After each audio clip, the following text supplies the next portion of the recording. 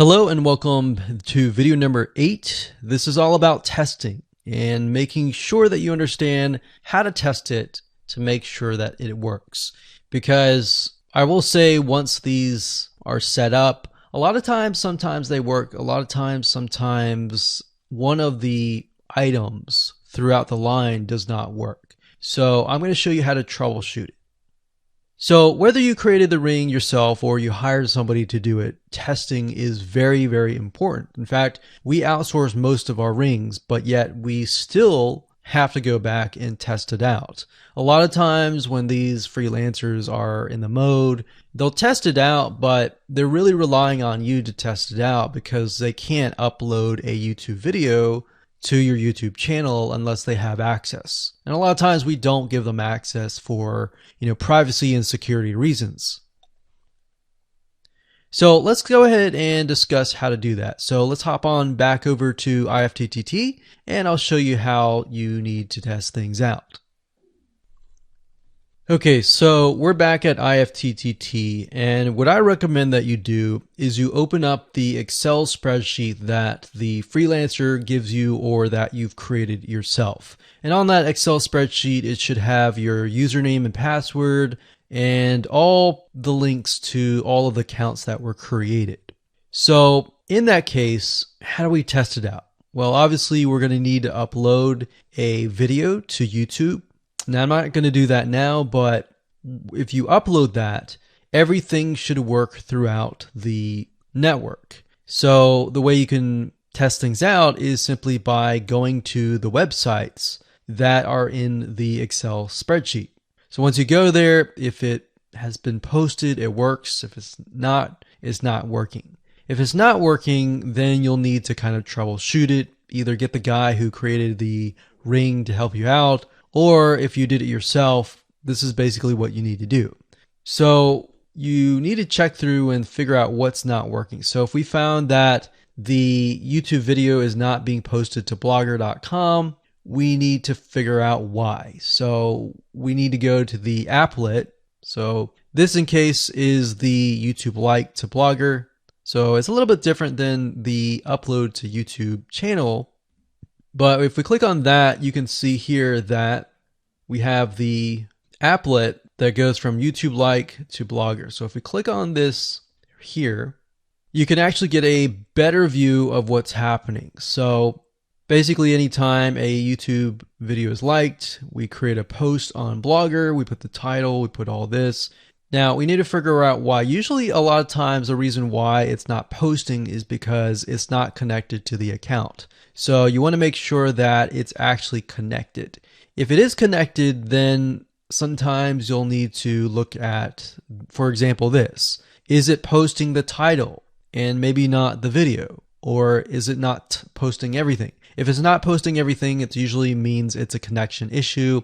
If it is posting like the title but not the body or the YouTube, then maybe it's the embed code is incorrect. So you can check that. So really what it comes down to is just trial and error. But if you really outsource this, it's really going to be a lot easier. But that's what we found to be the case, and most of the time is that the services are not being connected. And I will say IFTTT, sometimes can be hit or miss. And sometimes in that case, the services may or may not be working. And that's really reliant sometimes on the YouTube channel, the social media platform, and all of that. So hopefully those tips can help you along the way when it comes to testing. Hello and welcome back. This is video number 5. We're going to talk about how to automate the ring. Now that you understand how everything is interlinked, how everything is connected, and how you can kind of be creative and make your own ring. So after viewing the previous video, you can imagine how tedious and overwhelming it is to have to maintain the ring, much less get it set up yourself. But lucky for you, there is a way to automate it once you have set things up. It's getting things set up is the tedious process. Now, there's a software platform called IFTTT And there's another one called Zapier.com that allows you to automate the process of moving content all around your social properties. So you could take a YouTube video and have it pushed to your WordPress site. And by pushed, I mean have it embedded on your WordPress site and then have it shared on your Facebook fan page, your Twitter page, your Instagram, and all of that. So you have essentially what we call triggers that whenever the trigger happens, then this something else happens. So what IFTTT stands for is if, then, this, that. So if this happens, then what kind of deal. Now, between the two, Zapier will cost you a lot of money after a while. A lot of times they'll give you some free triggers and zaps, which is what they call it. And beyond that, it will cost money. Whereas with IFTTT, it's just as good, but it's free. So let's hop on over and show you how IFTTT works. Okay, so if you head on over to ifttt.com, that's IFTTT, 3Ts.com, you'll see this page. You can go ahead and create an account, and you'll find a lot of really cool, interesting triggers, is what we call it, in IFTTT. So what a trigger is let's say you upload a YouTube video, and then the system detects that the video has been uploaded.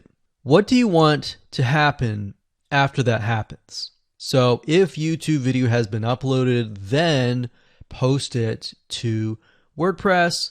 Then after that, take the post on WordPress, maybe post it elsewhere, or post the YouTube video to Twitter, and so forth and so forth. So as you can imagine, this does get tedious, but if you map things out, if you know ahead of time what it's going to look like, then you can simply look at it and say, okay, I'm pointing YouTube to Twitter. So anytime video has been uploaded to YouTube, then it simply gets pushed or embedded into Twitter. So we need to make a IFTTT trigger for that.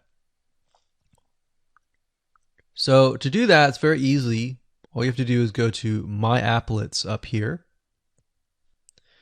and you can do a search for applets. Now services over here, I'm not going to click that, but this tab here allows you to essentially connect to all of the services that you're going to be using. So for example, as you can see here, I've got Tumblr to Weebly, RSS to Google Drive, a YouTube like to OneNote, YouTube like to Facebook page.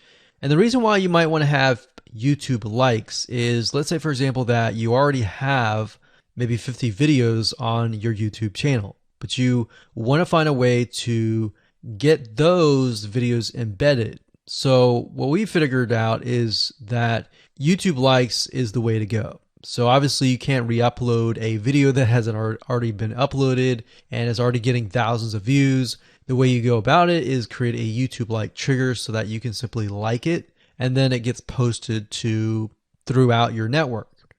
Now, as you can see here, you can easily get lost in the mix of everything. So that's why I said visually map everything out first, and then from that point, then you can simply go in and set things up. So like Blogger to Weebly, YouTube to Facebook, YouTube to Blogger, YouTube to Instapaper, YouTube to DIIGO, YouTube to Google Plus page via Buffer, and all that. And we got YouTube to Tumblr, YouTube to Twitter. So it can go on and on and on if you really want it to, or you can simply pick and choose what you want and what you don't want and go from there. Now, in order to turn them on, you can simply click here to turn them on. But for the sake of just showing you, this is what it looks like.